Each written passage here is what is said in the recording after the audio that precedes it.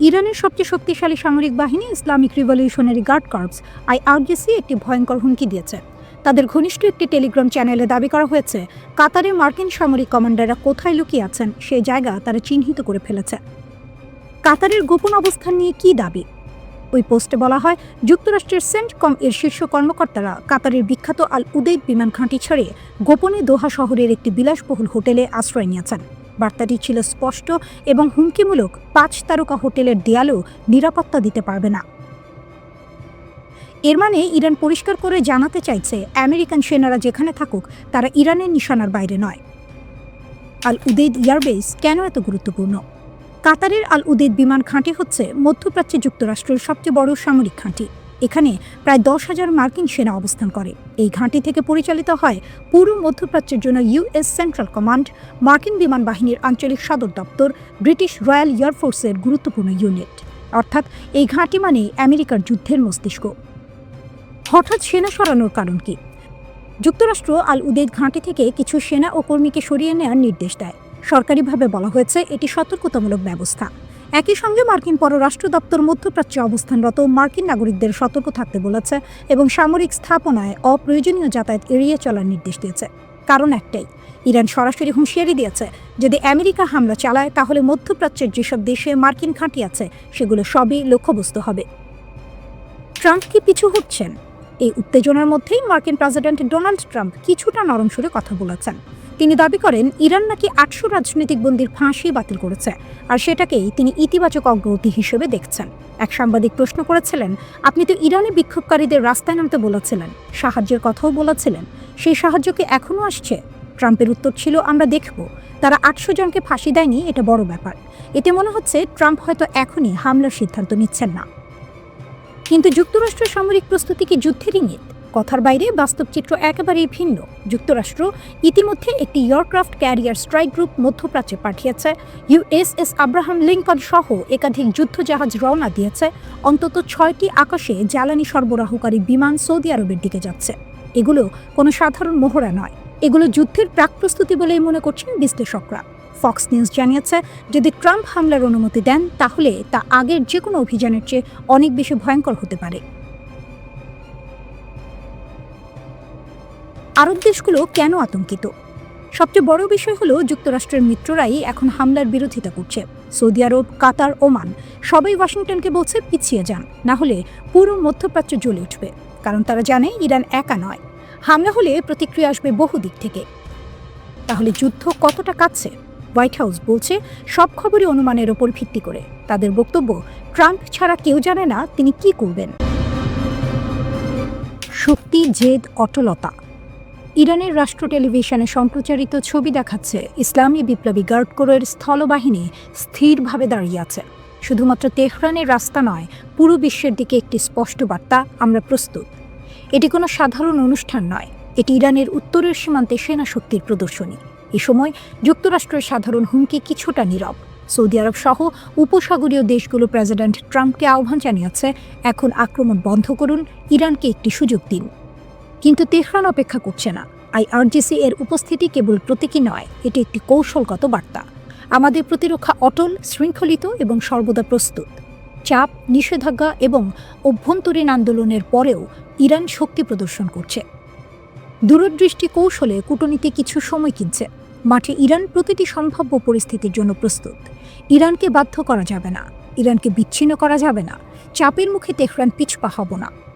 Washington পরিকল্পনা পুনর্মূল্যায়ন করছে, উপসাগরীয় রাজধানীগুলো সতর্ক করছে, আর তেহরান রাজনৈতিক, সামরিক ও মানসিকভাবে প্রস্তুত।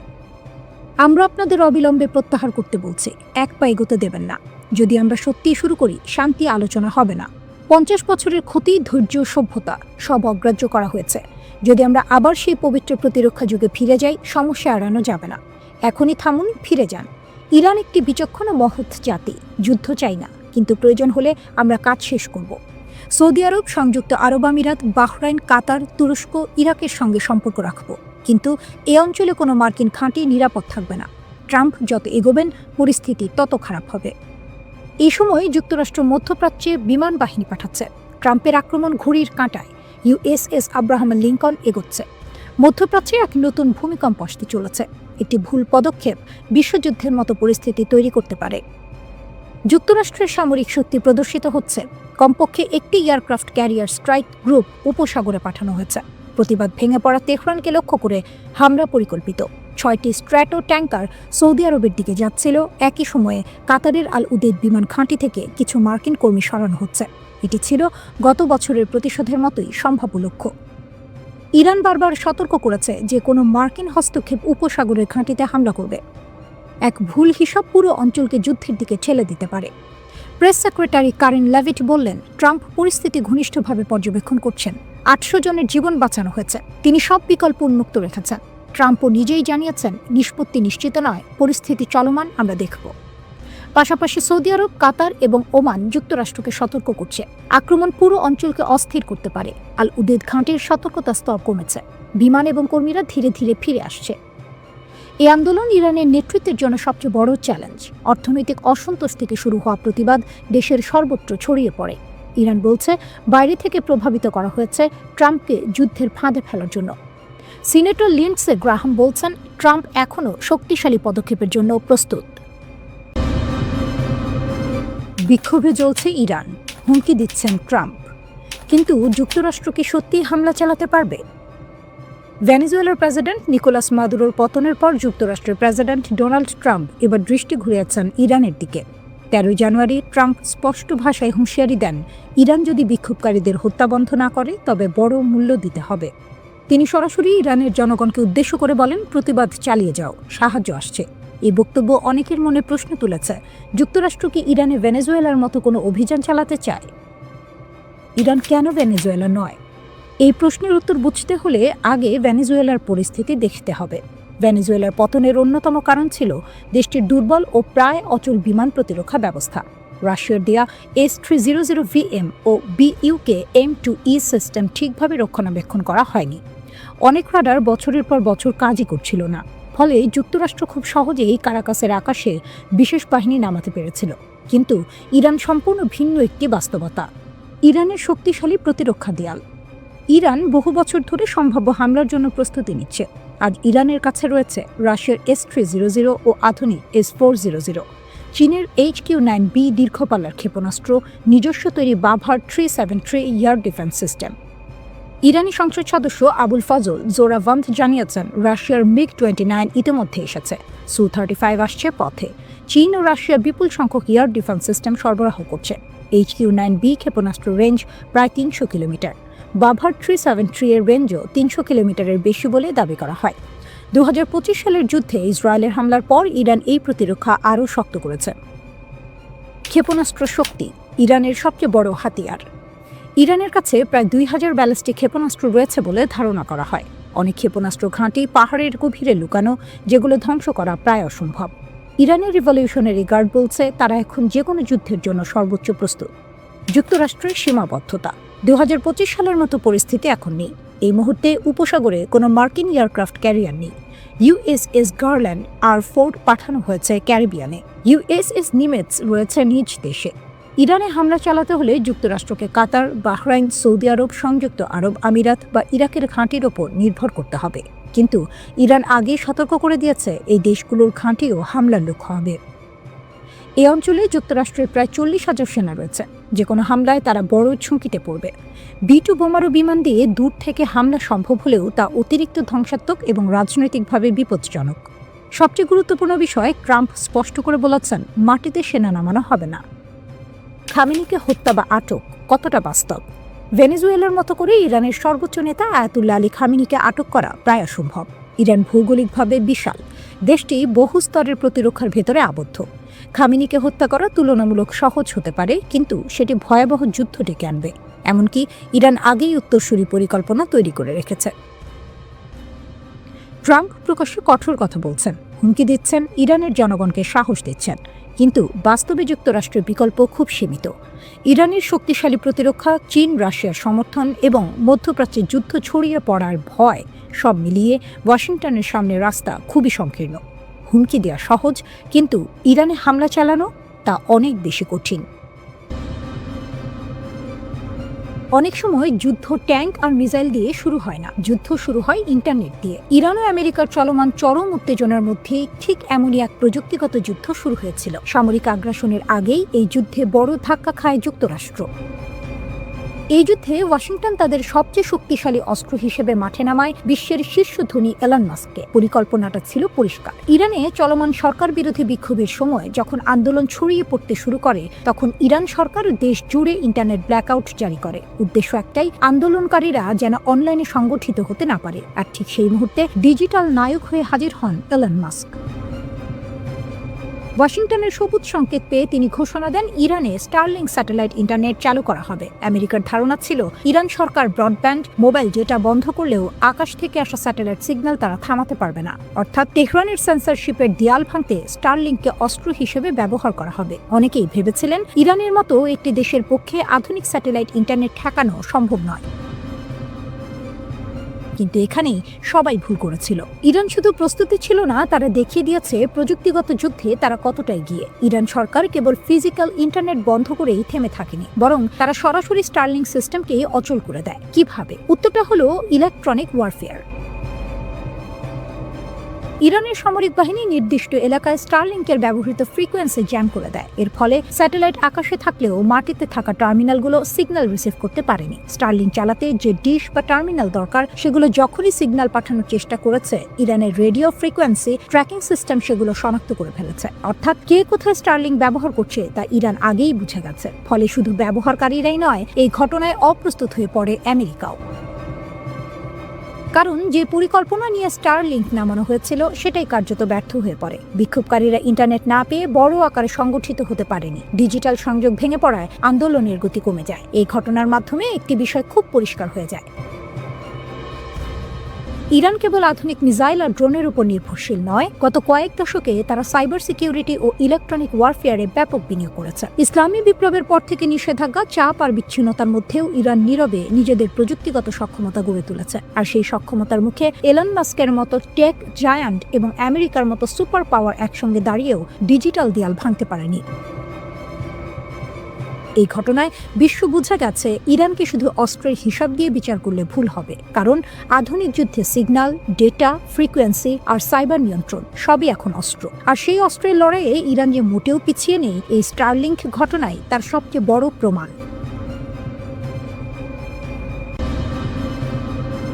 ইরান এখন রুদ্ধশ্বাস এক সন্ধিক্ষণে দাঁড়িয়ে। রাস্তায় আগুন, স্লোগান, ভাঙচুর। আবার সেই রাস্তাতেই বিপরীত চিত্র, হাজার হাজার মানুষ রাষ্ট্রের পতাকা হাতে নেমে এসেছে সরকার ও সর্বোচ্চ নেতার পক্ষে। দেশ জুড়ে চলমান বিক্ষোভের মধ্যে ইরান কার্যত দুই ধারায় বিভক্ত। সরকারপন্থী সমাবেশে অংশ নেওয়া অনেকেই বলছেন তারা শুরুতে বিক্ষোভী ছিলেন, কিন্তু পরিস্থিতি যখন নিয়ন্ত্রণের বাইরে যেতে শুরু করে তখন তারা সরে দাঁড়ান। তাদের ভাষায় এটা আর প্রতিবাদ নেই, এটা বিশৃঙ্খলা। সেই বিশৃঙ্খলার মুখে তারা নিজেদের দায়িত্ব মনে করছেন দেশকে রক্ষা করা। রাষ্ট্রীয় টেলিভিশনে সম্প্রচারিত ভিডিওতে দেখা যায় তেহরান সহ একাধিক শহরে বিশাল জনসমাবেশ, মানুষ হাতে ইরানের পতাকা, সর্বোচ্চ নেতার ছবি, স্লোগানে মুখর রাজপথ, নেতৃত্বের প্রতি আনুগত্যের ঘোষণা, শক্ত অবস্থানে রাষ্ট্রযন্ত্র ও তার সমর্থকরা। এই অভ্যন্তরীণ উত্তেজনার মধ্যে আন্তর্জাতিক মাত্রা যোগ করেছে ওয়াশিংটন। মার্কিন প্রেসিডেন্ট ডোনাল্ড ট্রাম্প প্রকাশ্যে হুঁশিয়ারি দিয়েছেন বিক্ষোভকারীদের ক্ষতি হলে যুক্তরাষ্ট্র কঠোর প্রতিক্রিয়া দেখাবে।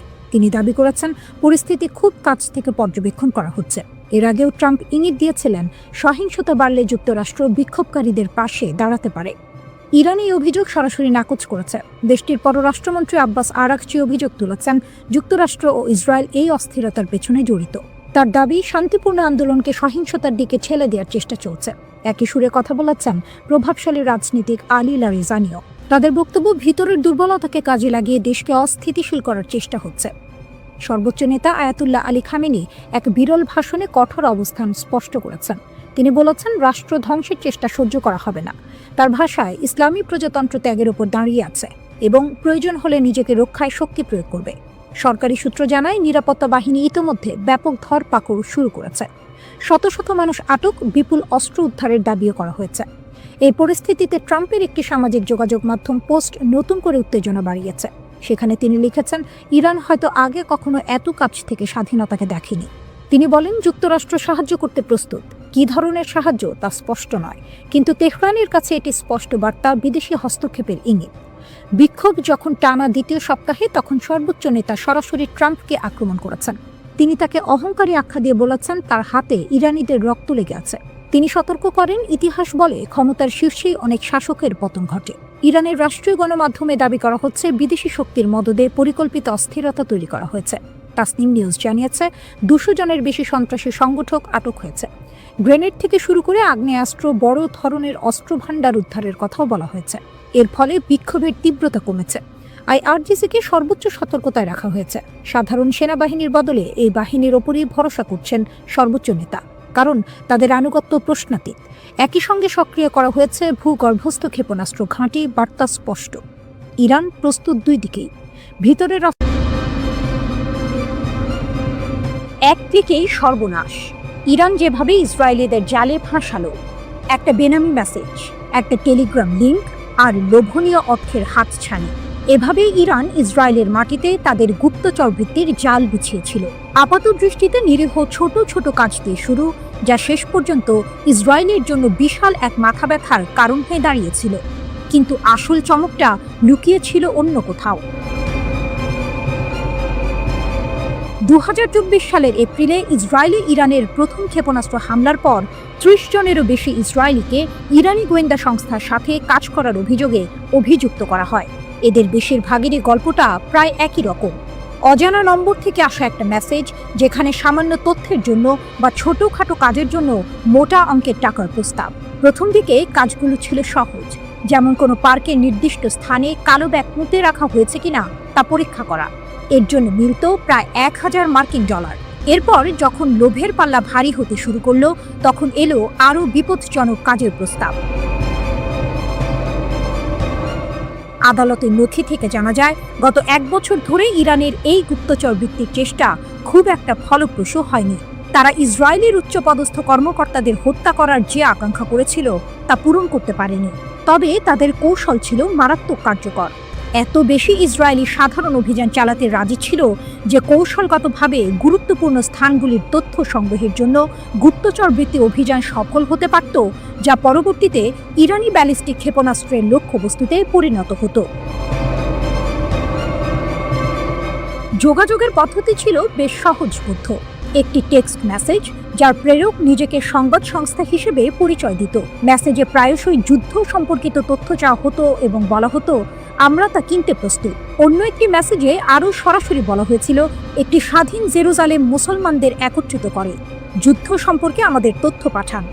এরপরই আসতো টেলিগ্রাম অ্যাপের একটি লিঙ্ক, যেখানে নতুন করে কথোপকথন শুরু হতো।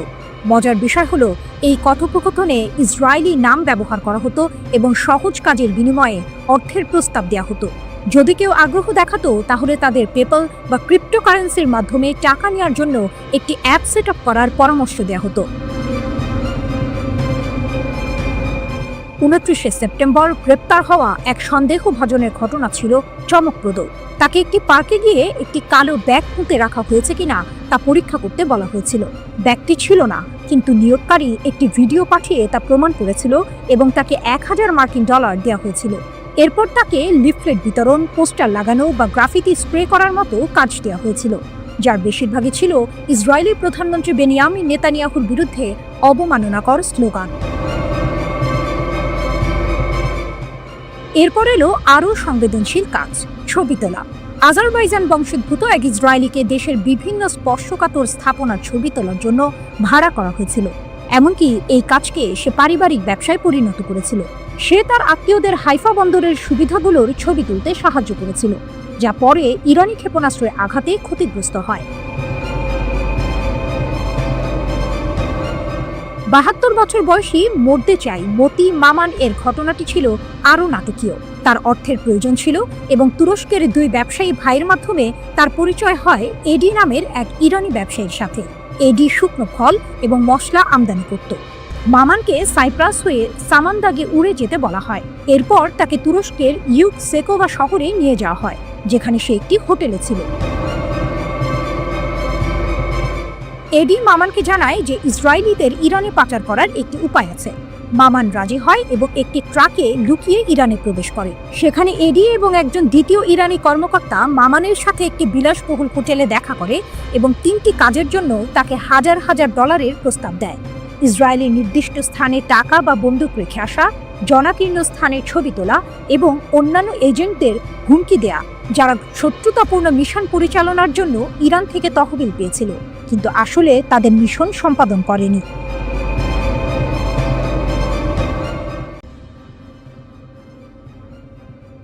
ইসরায়েলের সামরিক ঘাঁটিতে ইরানের ভয়াবহ আঘাত, স্যাটেলাইট তথ্যে চাঞ্চল্যকর মোড়। দীর্ঘ 12 দিনের সংঘাত শেষে ইসরায়েল দাবি করেছিল ইরানের ছোড়া প্রায় 84% ক্ষেপণাস্ত্রই প্রতিহত করা হয়েছে, কিন্তু স্যাটেলাইট চিত্র যেন ভিন্ন গল্প বলছে। টেলিগ্রামের এক প্রতিবেদন অনুযায়ী ওরেগন স্টেট ইউনিভার্সিটির গবেষকদের বিশ্লেষণ করা স্যাটেলাইট চিত্র থেকে জানা গেছে গত মাসে ইরান অন্তত 5টি ইসরায়েলি সামরিক স্থাপনায় সফলভাবে আঘাত হেনেছে। এর মধ্যে রয়েছে উত্তর, মধ্য ও দক্ষিণ ইসরায়েলের গুরুত্বপূর্ণ লক্ষ্যবস্তু, এমনকি একটি গোয়েন্দা তথ্য সংগ্রহ কেন্দ্র এবং একটি লজিস্টিক ঘাঁটিও। রাডার স্যাটেলাইট ডেটা, লুকানো সত্যের উন্মোচন। এক চাঞ্চল্যকর তথ্য উঠে এসেছে রাডার স্যাটেলাইট ডেটার ভিত্তিতে। এই ডেটা ক্ষেপণাস্ত্র হামলার সাথে সামঞ্জস্যপূর্ণ বিস্ফোরণের ক্ষয়ক্ষতি স্পষ্টভাবে চিহ্নিত করেছে। ইসরায়েলি সামরিক বাহিনী কঠোর সেন্সরশিপ আইনের কারণে এই হামলার তথ্য আগে প্রকাশ করেনি। এমনকি যোগাযোগ করা হলে ইসরায়েলি সেনাবাহিনী এই বিষয়ে কোনো মন্তব্য করতে অস্বীকৃতি জানিয়েছে। ইসরায়েলি সামরিক সেন্সরশিপ আইন সক্রিয় সংঘাতের সময় সংবেদনশীল নিরাপত্তা তথ্য প্রকাশে কঠোর বিধিনিষেধ আরোপ করে, যা এই গোপনীয়তার মূল কারণ। বিমান প্রতিরক্ষা ব্যবস্থার দুর্বলতা, কৌশলগত বিপর্যয়। টেলিগ্রাফের প্রতিবেদন আরও বলছে, সংঘাতের প্রথম 8 দিনে ইরানের ক্রমবর্ধমান সংখ্যক ক্ষেপণাস্ত্র ইসরায়েলের বহুল আলোচিত বিমান প্রতিরক্ষা ব্যবস্থায় সফলভাবে প্রবেশ করেছে। বিশ্লেষকরা মনে করছেন সীমিত ইন্টারসেপ্টর ক্ষেপণাস্ত্র সরবরাহ, ইরানের আরও উন্নত প্রযুক্তি অথবা আক্রমণ কৌশলের পরিবর্তনের কারণে এটি ঘটেছে। ইরান ইসরায়েলের বিমান প্রতিরক্ষা ব্যবস্থাকে পরাজিত করার জন্য এক অভিনব কৌশল ব্যবহার করেছে, ড্রোন এবং ক্ষেপণাস্ত্র হামলা। এই কৌশল অনুযায়ী আত্মঘাতী ড্রোনগুলো প্রথমে নিক্ষেপ করা হয়, যা ইসরায়েলি প্রতিরক্ষা ব্যবস্থাকে ব্যস্ত ও বিভ্রান্ত করে তোলে। যখন প্রতিরক্ষা ব্যবস্থা ড্রোনগুলোকে প্রতিহত করতে ব্যস্ত থাকে, তখন মূল ক্ষেপণাস্ত্রগুলো সফলভাবে লক্ষ্যবস্তুতে আঘাত হানে। নাম প্রকাশ না করার শর্তে টেলিগ্রাফকে একজন জ্যেষ্ঠ ইরানি কর্মকর্তা বলেছেন, এই ড্রোন ব্যবহার ছিল ইসরায়েলি প্রতিরক্ষা ব্যবস্থাকে পরাস্ত করার একটি ইচ্ছাকৃত কৌশল। ড্রোন নিক্ষেপের মূল লক্ষ্য হলো তাদের সিস্টেমগুলোকে ব্যস্ত রাখা, ওই কর্মকর্তা বলেন। সংঘাতের অপ্রত্যাশিত বাঁক, ইরানের প্রতিশোধ ও মার্কিন যুক্তরাষ্ট্রের হস্তক্ষেপ। 13ই জুন ইসরায়েলি সরকার ইরানের বিরুদ্ধে বেআইনি আগ্রাসন শুরু করে, যার ফলে অনেক জ্যেষ্ঠ কমান্ডার, পারমাণবিক বিজ্ঞানী এবং সাধারণ নাগরিক নিহত হন। এর প্রতিক্রিয়ায় ইরান 24 ঘন্টারও কম সময়ের মধ্যে ক্ষেপণাস্ত্র ও ড্রোন হামলা চালিয়ে প্রতিশোধ নেয়। এরপর ট্রু প্রমিস 3 এর অধীনে ধারাবাহিক প্রতিশোধমূলক অভিযান চালানো হয়। যুদ্ধ আরও তীব্র হয় যখন 22 জুন মার্কিন যুক্তরাষ্ট্র ইসরায়েলের পক্ষে যুদ্ধে প্রবেশ করে। মার্কিন বোমারু বিমান আন্তর্জাতিক আইন লঙ্ঘন করে 3টি ইরানি পারমাণবিক স্থাপনায় আঘাত হানে। এর জবাবে ইরান আত্মরক্ষার জন্য কাতারের আল উদেইদ বিমান ঘাঁটিতে ক্ষেপণাস্ত্র হামলা চালায়, যা পশ্চিম এশিয়ার বৃহত্তম মার্কিন সামরিক বিমান ঘাঁটি। অবশেষে যুদ্ধবিধ্বস্ত ইসরায়েলি সরকার 24 জুন একতরফাভাবে একটি যুদ্ধবিরতি চুক্তি মেনে নিতে বাধ্য হয়।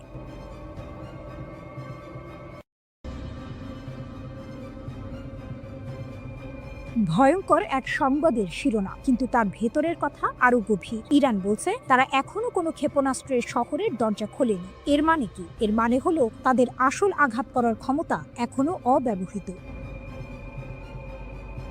ইরানের নীরব সংকেত যে হামলা এখনো হয়নি। ইরান বরাবরই বলে আসছে তাদের সশস্ত্র বাহিনীর প্রতিটি পদক্ষেপ সুদূর প্রসারী পরিকল্পনার অংশ, তাৎক্ষণিক প্রতিশোধ নয়। যখন ইসরায়েলি দখলদারিত্ব যুদ্ধের শেষ দিনে ইরানের নিরাপত্তা কেন্দ্রগুলোতে হামলা চালায়, তখন বিশ্ব অবাক হয়েছিল ইরানের শান্ত প্রতিক্রিয়ায়। কিন্তু ইরানের এই আপাত নীরবতার পেছনে লুকিয়ে আছে এক গভীর কৌশল। ফজলির কথা স্পষ্ট, পারমাণবিক অস্ত্রের ক্ষেত্রে ইরানের প্রযুক্তিগত জ্ঞান রয়েছে, কিন্তু তাদের আদর্শিক নীতি এর ব্যবহার বা তৈরির বিপক্ষে। এই কথাগুলো আপাত দৃষ্টিতে শান্তি এবং সংযমের বার্তা দিলেও এর ভেতরের টুইস্ট হলো প্রযুক্তিগত জ্ঞান আছে মানে হলো তারা চাইলে তা করতে সক্ষম। এটি ইসরায়েল এবং পশ্চিমা দেশগুলোর জন্য এক শীতল সতর্কবার্তা। ইউরেনিয়াম সমৃদ্ধকরণ আপোষ নেই। ইরানের উপপররাষ্ট্রমন্ত্রী মাজিদ তখত রাভাঞ্চি জোর দিয়ে বলেছেন, মার্কিন ইসরায়েলি হামলা সত্ত্বেও ইরান তার পারমাণবিক কর্মসূচিতে অটল। তারা জাতীয় চাহিদা অনুযায়ী ইউরেনিয়াম সমৃদ্ধকরণ চালিয়ে যাবে। এর অর্থ আমেরিকা বা ইসরায়েলের কোনো হুমকি ইরানকে তার পথ থেকে সরাতে পারছে না। এটি কেবল একটি বিবৃতি নয়, এটি এক ধরনের চ্যালেঞ্জ। তখত রাভাঞ্চি বলেছেন, ইরান সংলাপের জন্য উন্মুক্ত, কিন্তু এখানেও আছে একটি বড় শর্ত। ভবিষ্যতের আলোচনার জন্য আমেরিকার পক্ষ থেকে বিশ্বাসযোগ্য গ্যারান্টি প্রয়োজন। ইরান চায় আমেরিকা তাদের বোঝাক যে আলোচনার সময় তারা সামরিক শক্তি ব্যবহার করবে না। এটি ইরানের পক্ষ থেকে একটি কড়া বার্তা। যদি আমেরিকা ইরানের বিশ্বাস অর্জন করতে না পারে, তাহলে আলোচনার কোনো সম্ভাবনাই নেই। এই শর্তটি অত্যন্ত গুরুত্বপূর্ণ, কারণ এটি স্পষ্ট করে দিচ্ছে যে ইরান শুধুমাত্র কথার কথা নয়, কাজের প্রমাণ চাইছে।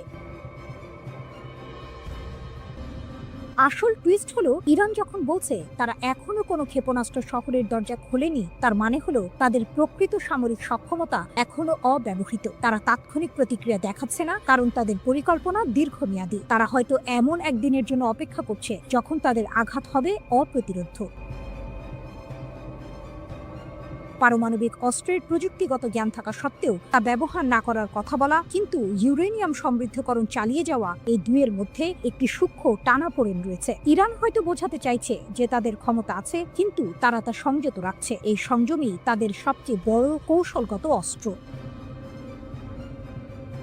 তারা সংলাপের জন্য উন্মুক্ত, কিন্তু শর্ত দিচ্ছে আমেরিকার বিশ্বাসযোগ্যতার উপর। এর মানে ইরান দুর্বল নয়, বরং তারা চাইছে শক্তিশালী অবস্থানের ভিত্তিতে আলোচনা করতে। আগামী দিনে এই পরিস্থিতি কোন দিকে মোড় নেয় তা দেখার জন্য বিশ্ব অধীর আগ্রহে অপেক্ষা করছে।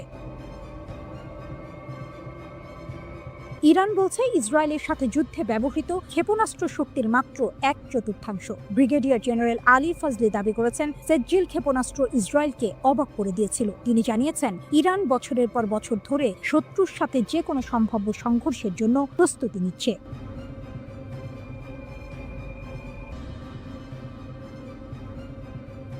ইসরায়েলের কপালে চিন্তার ভাঁজ।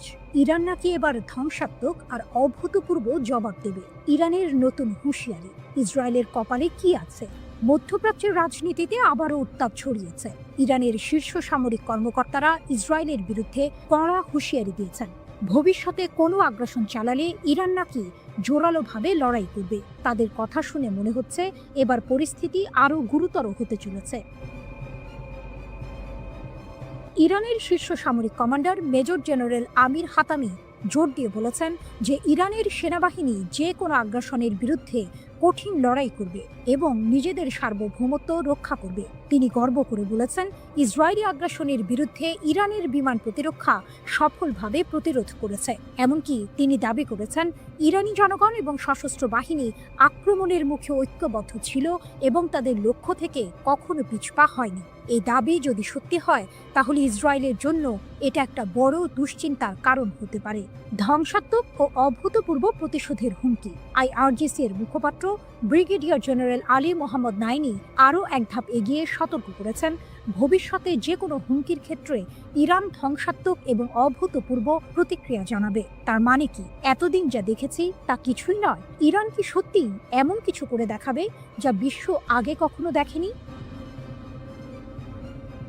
যুক্তরাষ্ট্রের হামলা যুদ্ধের গতি বদলেছে কি? এদিকে ইরানে যুক্তরাষ্ট্র ও ইসরায়েলের যৌথ আগ্রাসনের বহু মাত্রিকতা বিশ্লেষণে রুশ একাডেমি অফ সায়েন্সের ইনস্টিটিউট অফ ওরিয়েন্টাল স্টাডিজের গবেষক লানা রাওয়ান্ডি ফাদাই বার্তা সংস্থা মেহেরের সঙ্গে বিস্তারিত কথা বলেছেন। রুশ বিশ্লেষকের মতে, পারমাণবিক স্থাপনায় মার্কিন হামলা ছিল মূলত সাজানো নাটক। পশ্চিমা মিডিয়ায় তা রীতিমতো ন্যায়কোচিতভাবে স্থাপিত হয়, তবে বাস্তবে এর সামরিক রাজনৈতিক প্রভাব তেমন ছিল না। এটি ছিল হয়তো একটি থিয়েট্রিক্যাল গ্র্যান্ড ফিনালে, যা সংঘাত গরম হয়ে ওঠার আগে একটি সুন্দর সমাপ্তি এনে দেয়। শেষ পর্যন্ত উভয় পক্ষ যুদ্ধবিরতিতে সম্মত হলো কেন? রাওয়ান্দি বলেন, হামলা পাল্টা হামলায় উভয় পক্ষই প্রচণ্ড ক্ষতিগ্রস্ত হচ্ছিল। ইসরায়েল মার্কিন সহায়তায় আকাশ প্রতিরক্ষা বজায় রাখলেও ইরানের ক্ষেপণাস্ত্র হামলা প্রতিহত করা যাচ্ছিল না। তাদের ক্ষেপণাস্ত্র ও সামরিক সরঞ্জামের ঘাটতি ক্রমেই স্পষ্ট হচ্ছিল। এর মাঝে ইরানের হরমুজ প্রণালী বন্ধের হুমকি ও ইয়েমেনি হুথিদের যুক্তরাষ্ট্রের বিরুদ্ধে চুক্তি বাতিল যুদ্ধকে আরও বিস্তৃত করে ফেলতে পারত। এই ঝুঁকি ট্রাম্প প্রশাসনকে একটি দ্রুত সমাপ্তি চাওয়ার দিকে ঠেলে দেয়। এছাড়া রাশিয়া, চীন, কাতার, তুরস্ক, আজারবাইজান সহ একাধিক দেশ কূটনৈতিক চাপ সৃষ্টি করে। ইরানের প্রতিশোধমূলক ক্ষেপণাস্ত্র হামলায় তেল আবিবের দক্ষিণে রিহোবেজ শহরে ইসরায়েলের বিখ্যাত সামরিক সংশ্লিষ্ট গবেষণাগার বাইসমান ইনস্টিটিউট অফ সায়েন্স পুরোপুরি ধ্বংস হয়ে গেছে। ইরানের সরকারি টেলিভিশন চ্যানেল প্রেস টিভির এক প্রতিবেদনে এর বিস্তারিত তুলে ধরা হয়েছে। এতে বলা হয়েছে, সামরিক শিল্প কমপ্লেক্সের সঙ্গে নিবিড়ভাবে যুক্ত ইসরায়েলি শাসন ব্যবস্থার বৈজ্ঞানিক ও সামরিক গবেষণার মূল ভিত্তি হিসেবে গড়ে ওঠা এই প্রতিষ্ঠানটি এখন কার্যত অচল ও বিধ্বস্ত। ইসরায়েলি সংবাদ মাধ্যমের তথ্য অনুসারে ইরানের সুনির্দিষ্ট এই হামলাকে ভুল করে আক্রমণ হিসেবে দেখা হচ্ছে না, বরং এর লক্ষ্য ছিল পদার্থবিদ্যা, বায়োটেকনোলজি ও কৃত্রিম বুদ্ধিমত্তা সহ সামরিক গবেষণার গুরুত্বপূর্ণ এই কেন্দ্রটিকে গুঁড়িয়ে দেয়া।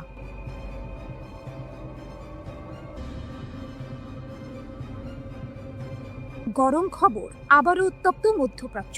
ইসরায়েল যদি ফের কোনো ভুল করে তাহলে নাকি আরও কঠিন থাপ্পড় খাবে, এমনটাই হুমকি দিলেন ইরানের শীর্ষ জেনারেল আব্দুর রহিম মুসাভি। শুনে মনে হচ্ছে এবার বুঝি আর ছোটখাটো হুমকি নয়, আসল যুদ্ধের দামামা বাজছে। লেবাননের একটি টিভি চ্যানেলে দেওয়া সাক্ষাৎকারে ইরানের সশস্ত্র বাহিনীর প্রধান major general Abdur Rahim Musavi সরাসরি হুমকি দিয়েছেন ইসরায়েলকে। তার কথা পরিষ্কার, গত মাসে ইসরায়েল আর আমেরিকার হামলার জবাবে ইরান নাকি তাদের সব শক্তি ব্যবহার করেনি, অর্থাৎ যা হয়েছে তা নাকি ছিল শুধু ট্রেলার। যদি ইসরায়েল আবার একই ভুল করে তাহলে ইরান জাতি আর তাদের সেনাবাহিনী নাকি ইসরায়েলকে আরও কঠিন থাপ্পড় দেবে।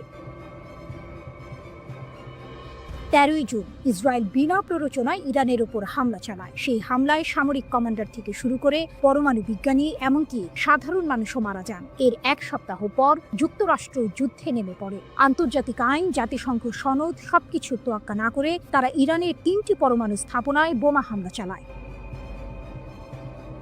যখন ইসরায়েল আর যুক্তরাষ্ট্র হামলা চালাচ্ছে তখন কি ইরান চুপচাপ বসেছিল? মোটেও না। প্রতিশোধ হিসেবে ইরানের সশস্ত্র বাহিনী ইসরায়েলের দখলে থাকা কৌশলগত স্থাপনাগুলোতে আঘাত হানে। এখানেই শেষ নয়, পশ্চিম এশিয়ার সবচেয়ে বড় মার্কিন সামরিক ঘাঁটি কাতারের আল উদেইদ মার্কিন ঘাঁটিকেও তারা টার্গেট করে। এটা শুনে নিশ্চয়ই অনেকেই অবাক হচ্ছেন। ইরান এতদিন ধরে শুধু হুমকি দিয়ে আসছিল, কিন্তু এবার তারা সরাসরি পাল্টা হামলা চালিয়েছে। 24 জুন ইরান সফলভাবে প্রতিশোধমূলক অভিযান চালিয়ে ইসরায়েল এবং যুক্তরাষ্ট্রের হামলা বন্ধ করতে সক্ষম হয়। শীর্ষ জেনারেলের দাবি, ইসরায়েল নাকি যুদ্ধবিরতির জন্য অনুরোধ করতে বাধ্য হয়েছিল যাতে তারা নিজেদের গুছিয়ে নিতে পারে। এই তথ্য যদি সত্যি হয় তাহলে পরিস্থিতি কিন্তু আরও ঘোলাটে, কারণ এতদিন আমরা যা জেনে এসেছিলাম তার চেয়ে আসল চিত্রটি হয়তো আরও ভিন্ন। যুক্তরাষ্ট্রের প্রত্যক্ষ সমর্থনেই মূলত ইরানে হামলা চালায় যুদ্ধবাজ ইসরায়েল। তবে পরের দিকে এই আগ্রাসন প্রবল প্রতিরোধের মুখে পড়ে এবং শেষ পর্যন্ত আন্তর্জাতিক কূটনীতির মাধ্যমে একটি যুদ্ধবিরতিতে পৌঁছায়। অপ্রকাশিত ক্ষমতা ও নতুন পর্যায়। মেজর জেনারেল মুসাভি আরও সতর্ক করেছেন, যদি যুদ্ধ দীর্ঘায়িত হয় এবং একটি নতুন পর্যায়ে প্রবেশ করে তাহলে ইসরায়েল নাকি ইরানের এমন ক্ষমতা দেখতে পাবে যা এখনো কাজে লাগানো হয়নি, অর্থাৎ ইরান নাকি তাদের আসল শক্তি এখনো দেখায়নি। তিনি এটাও বলেছেন, বছরের পর বছর ধরে ইসরায়েল আর তাদের সমর্থকরা ইরানের ওপর আঘাত হানার জন্য শক্তি সঞ্চয় করে আসছে। তাদের উদ্দেশ্য হলো পরমাণু ইস্যুকে অজুহাত হিসেবে ব্যবহার করে ইরানকে বিভক্ত করা, কিন্তু ইরান তাদের মৌলিক নীতি থেকে কখনো সরে আসবে না, যার মধ্যে ফিলিস্তিন ও তাদের জনগণের প্রতি সমর্থনও রয়েছে। তাহলে কি ইসরায়েল আর ইরান আবারও একটি বড় যুদ্ধের দিকে এগোচ্ছে?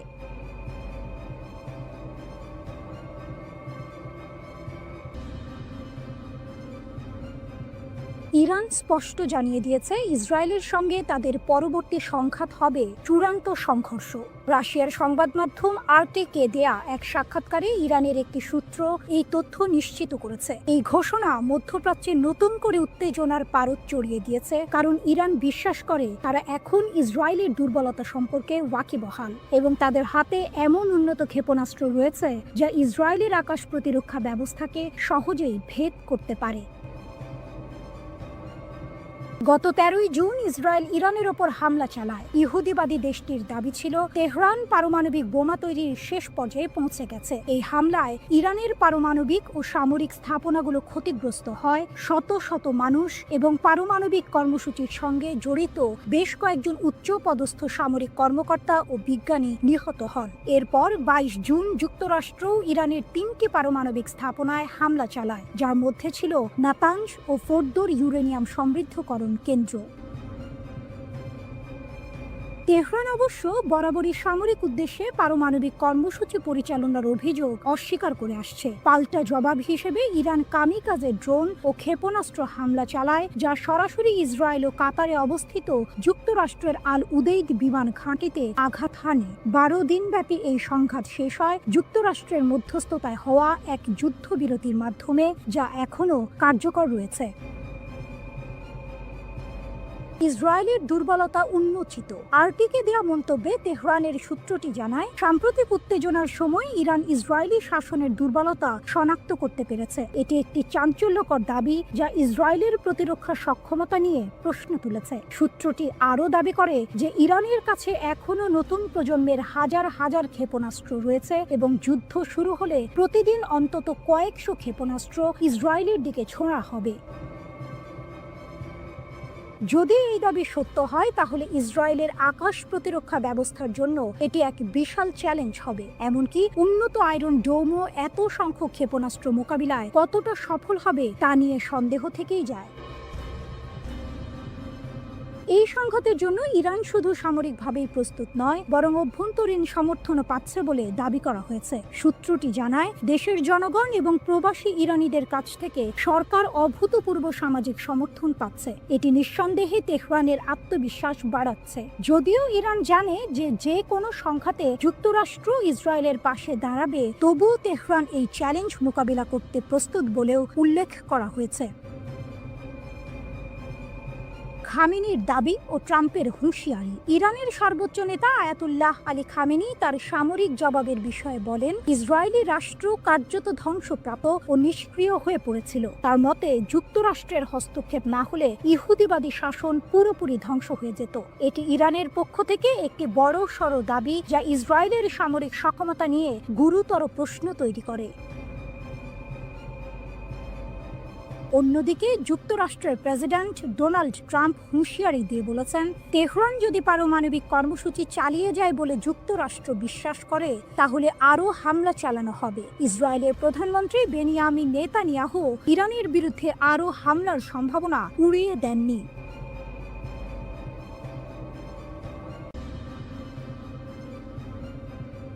মোসাদ এজেন্টদের জালে ইরান, বিপুল অস্ত্রসহ গ্রেপ্তার 50। মাত্র 2 সপ্তাহে ইরান 50 জন মোসাদ এজেন্টকে গ্রেপ্তার করে বিশ্বকে চমকে দিয়েছে। ইরানের Islamic Revolutionary Guard Corps IRGC দক্ষিণ পূর্বাঞ্চলীয় সিস্তান ও বালুচিস্তান প্রদেশে এই এজেন্টদের আটক করেছে। শুধু তাই নয়, তাদের কাছ থেকে মার্কিন তৈরি অত্যাধুনিক অস্ত্রশস্ত্র ও সামরিক সরঞ্জাম জব্দ করা হয়েছে। IRGC জানিয়েছে, এই এজেন্টরা ইরানের গুরুত্বপূর্ণ অবকাঠামো এবং অর্থনৈতিক কেন্দ্রগুলোতে নাশকতামূলক কর্মকাণ্ড চালানোর পরিকল্পনা করছিল। অস্ত্র পাচারের বিশাল চেষ্টা ব্যর্থ, 22,000 গুলিসহ আটক 3। এই ঘটনার পাশাপাশি ইরানের পশ্চিম লোরেস্তান প্রদেশের পুলিশ সামরিক গোলা বারুদের একটি বিশাল পাচার চক্র ভেঙে দিয়েছে। পোল-ই-দোখতার শহরে একটি অভিযানে 22,000-এরও বেশি কালাশনিকভ গুলি জব্দ করা হয়েছে এবং 3 জন সন্দেহভাজনকে গ্রেপ্তার করা হয়েছে। লোরেস্তানের পুলিশ প্রধান ব্রিগেডিয়ার জেনারেল ইয়াহিয়া এলাহি জানিয়েছেন, পুলিশ গোয়েন্দা ইউনিটগুলো একটি মহাসড়কে 2টি গাড়ির সন্দেহজনক কার্যকলাপ লক্ষ্য করে এই অভিযান শুরু করে। পাচারকারীরা পালিয়ে যাওয়ার চেষ্টা করলেও পুলিশ গুলি চালিয়ে তাদের গাড়ি নিষ্ক্রিয় করে এবং সফলভাবে তাদের আটক করে। ধারণা করা হচ্ছে, এই গোলাবারুদ ইরানের পশ্চিমাঞ্চল থেকে লোড করে দেশের দক্ষিণাঞ্চলে পাচারের উদ্দেশ্যে ছিল, যা একটি বৃহত্তর অস্ত্র পাচার নেটওয়ার্কের অংশ। ইসরায়েলের ষড়যন্ত্র নস্যাট, অভ্যন্তরীণ নিরাপত্তা জোরদার। 13 জুন ইরানে ইসরায়েলি হামলার পর থেকে ইরান তাদের অভ্যন্তরীণ নিরাপত্তা জোরদার করেছে এবং বিভিন্ন প্রদেশে গুপ্তচরদের বিরুদ্ধে কঠোর ব্যবস্থা নিচ্ছে। ইরানের বিচার বিভাগের মুখপাত্র আসগর জাহাঙ্গীর ঘোষণা করেছেন, ইসরায়েল শত্রু ভাবাপন্ন কর্মী এবং গুপ্তচরদের একটি নেটওয়ার্কের মাধ্যমে ইরানের অভ্যন্তরীণ নিরাপত্তাকে ক্ষতিগ্রস্ত করার চেষ্টা করছিল। তাদের লক্ষ্য ছিল সামরিক হামলার পাশাপাশি দেশে বিশৃঙ্খলা ও নাশকতামূলক কর্মকাণ্ড চালানো। জাহাঙ্গীর দৃঢ়তার সাথে বলেছেন যে বিচার বিভাগীয় এবং নিরাপত্তা সংস্থাগুলোর সিদ্ধান্তমূলক পদক্ষেপের কারণে এই সমস্ত ষড়যন্ত্র ব্যর্থ করা হয়েছে। তিনি আরও জানান, বিশ্বাসঘাতকদের বিচার করতে এবং ইসরায়েলের সাথে যুক্ত ভার্চুয়াল অ্যাকাউন্টগুলো ট্র্যাক করার জন্য প্রদেশগুলোতে বিশেষ বিচার বিভাগীয় শাখা খোলা হয়েছে। 12 দিন ধরে চলা সংঘাতে শত শত যুদ্ধ বিমান, সশস্ত্র ড্রোন ও ক্ষেপণাস্ত্র ব্যবহার করে ইরানে হামলা চালিয়েছে ইসরায়েলি সেনাবাহিনী। তবে এই সংঘাতে ইসরায়েলকে সবচেয়ে বেশি সাফল্য এনে দিয়েছে অভিনব একটি কৌশল, আর তা হল গোপনে ইরানের অভ্যন্তরে ঢুকে সেখান থেকে বিভিন্ন অভিযান পরিচালনা, স্থিরতা ও বাইরের চাপ মোকাবিলায়।